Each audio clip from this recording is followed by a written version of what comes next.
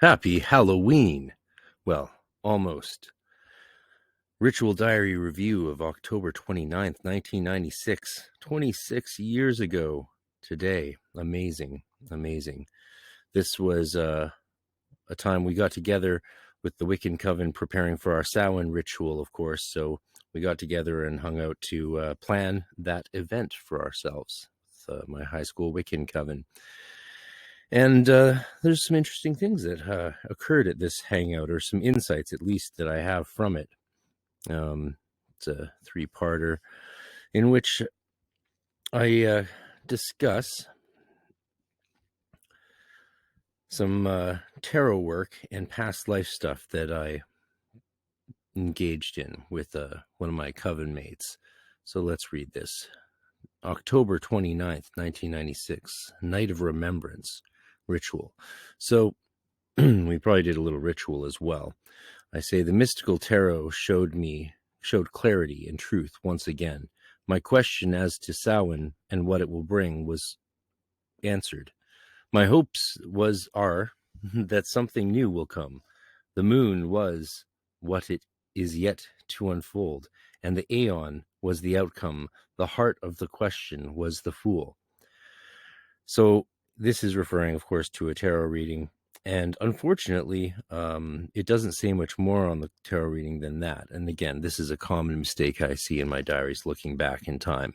But I do at least mention the three main cards that were relevant. Now, I can't recall what spread I was doing, of course, but it was probably, since this was pre-Golden Dawn initiation, it was probably a circle spread. Ironically, that's what the Golden Dawn used to use the most. Of course, when I joined the order I joined, we were required to use a different reading that had been created by the chief of the order and is published in one of the Llewellyn Golden Dawn journals by Frater PC.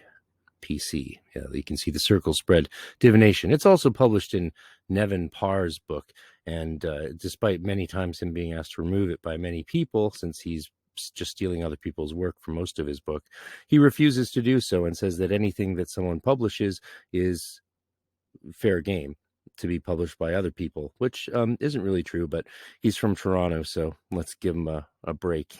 There you go, a little enmity, little Vancouver, Toronto combativeness for you. It's a thing. So the three cards, what did they say? They tell us quite a bit. Something will come. The moon was what is yet to unfold. The Aeon, so that's, I was using the Thoth Tarot deck, which of course was always my favorite growing up. And the first deck I bought for myself. The first deck I was given was the Egyptian Tarot by my mom many years earlier for Christmas.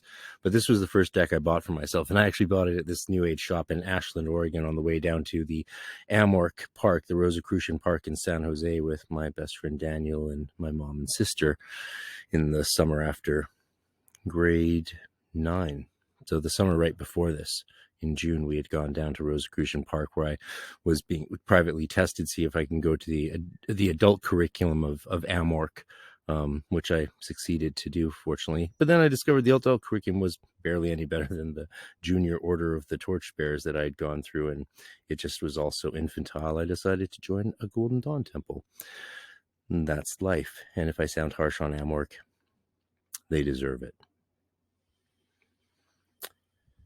The Aeon is also, of course, the world, and it was the outcome. And the heart of the question was the fool. So this makes a lot of sense. What's going to come out of Samhain and the ritual that we do? What's going to come from this sort of new phase in the year? The moon meant there was definitely some illusions that were going to be banished from my life.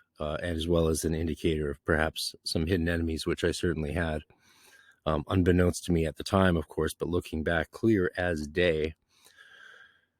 And the Aeon was the outcome. So the world, the world card, the universe card, completion, fullness, opportunity as well, especially when paired with the heart of the question being the fool, which is a question of, in spiritual contexts, new revelations, but in more mundanes, just seeking out opportunity, perhaps at peril. And joining the Golden Dawn was certainly that kind of thing. Joining any magical group or new group or group of people doing things is always going to be that kind of experience most of the time. So yeah, it was quite accurate, actually, in that very general sense. I'm not a big fan of just small card interpretations, but they can be useful, especially since God can work through them, and our guides and spirits can aid us by the insights that they reveal through these divinations. To David F., as we'll call him, he was one of the two other members of our high school Wiccan coven. I say a brother from a Celtic time. I know why I am here with him. I am to show him his memory of that ancient time and help him. I'm going to resist the temptation to go off on a rant about reincarnation right now and just say, yes. So, I had a lot of these sort of past life memories at the time in this phase of my life, and put a lot of stock in them because that's what I was led to believe I should do, and let them guide me and guide interactions with people. And there's some problems with that.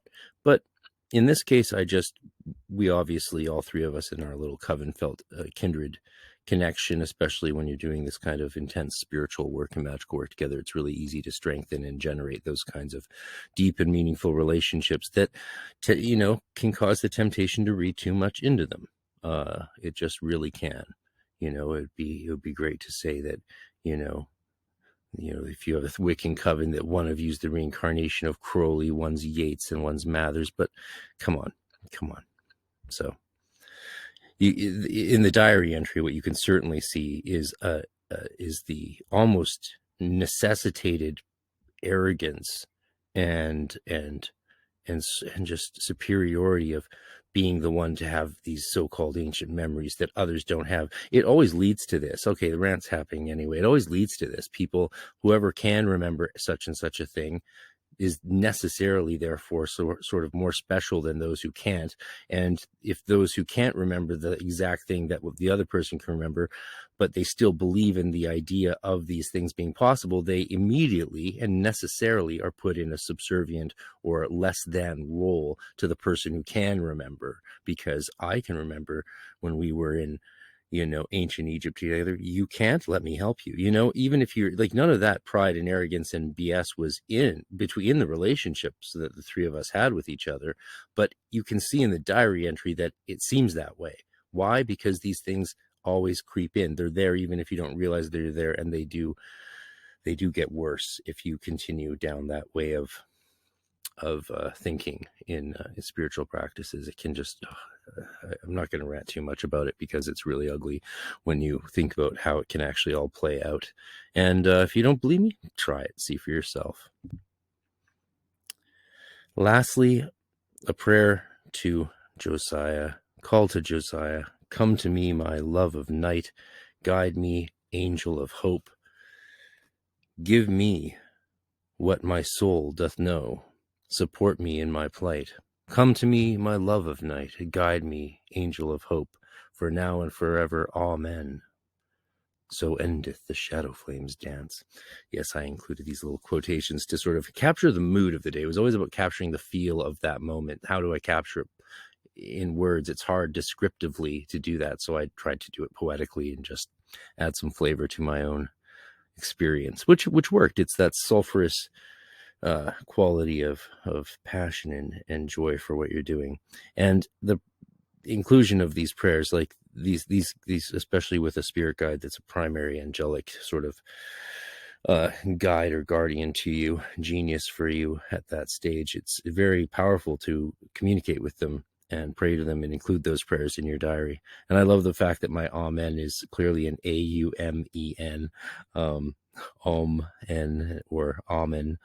That's a fun one, of course, for people who are into the Egyptian stuff, though I don't think there's necessarily, I don't know if the etymology of the Hebrew word amen actually has that. I don't think it does. I also don't think the etymology of amen is El Melech Neheman, but I could be wrong on that. It's been a long time since I I looked into things like that. All right. I don't want to keep this going too long. So what are the insights? Note the spread in your diary. Note what spread you're doing all the time. I see this now looking back on my diaries constantly. It's like you're not going to remember 26 years later what spread you were using unless you make a note. Just make a note. It's easy. You can do it.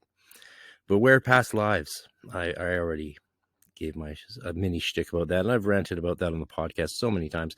And it's not that I'm locked into a certain opinion on it. My Hasidic rabbi who trained me in Kabbalah in Vienna and started my Jewish practice, how do I say that? Who introduced me to Jewish Kabbalah properly and gave me guidance lessons and reading lists. He was an American rabbi. I think he's still alive, actually, and Hasidic rabbi, and he was there lecturing on reincarnation, Reincarnation und Hasidismus in the Steiner Schule. And so his whole lecture was on looking at his research on reincarnated souls from the Holocaust. And it's a very interesting work. It's out there. You can find it.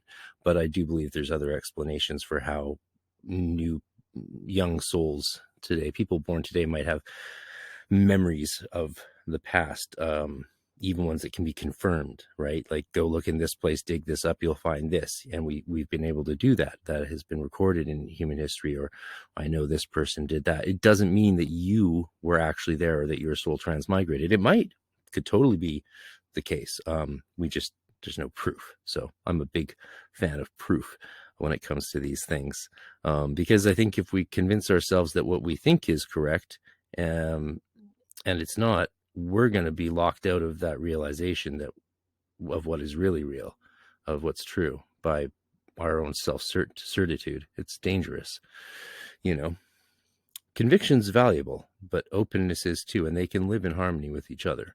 Personal invocations, like that little prayer at the end, it's not really a prayer, it's sort of a prayer, and prayers are offerings to angels. So you're making an offering in your tome or grimoire or magical diary to the being, the spiritual creature, and that facilitates communication, especially if you then take time to do some automatic writing and communions with those beings in your diary as well. Then you get a back and forth thing going on. And that's really powerful. It's always been powerful for me. I've never heard anyone else talk about using magical diaries to communicate with the spirits you talk to, but the Book of Invocations and the tradition of having seals and symbols and communications, and maybe not communications, but seals and symbols given directly from the spirit to the magician, and having that in the diary as a talisman for working with them, is well established in Western magic. So that's not too strange.